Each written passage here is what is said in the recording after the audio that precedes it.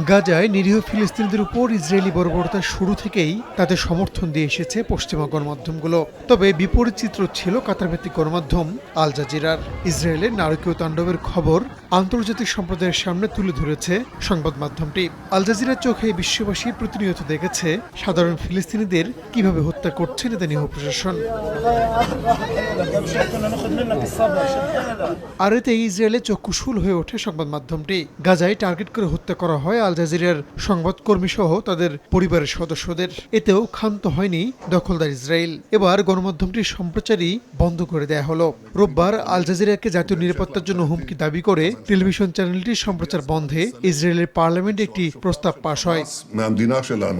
এর অল্প সময় পরই জেরুজালেমে আল জাজিরার অস্থায়ী অফিসে হানা দেয় ইসরায়েলি পুলিশ। অভিযান চালিয়ে জব্দ করা হয় সব সরঞ্জাম। বিকাশে কম খরচে ক্যাশ আউটের লিমিট বেড়ে 50,000, প্রিয় এজেন্টও 2টা। এদিকে নেতানিয়াহু সরকারের এই সিদ্ধান্তের নিন্দা জানিয়েছে আল জাজিরা মিডিয়া নেটওয়ার্ক। সব অভিযোগ নাকচ করে একে বিপজ্জনক ও হাস্যকর বলে অভিহিত করা হয়েছে। একই সঙ্গে নিজেদের কার্যক্রমে এর কোনো প্রভাব পড়বে না বলেও উল্লেখ করেছে গণমাধ্যমটি। নিন্দা জানিয়েছে জাতিসংঘের মানবাধিকার কমিশনও।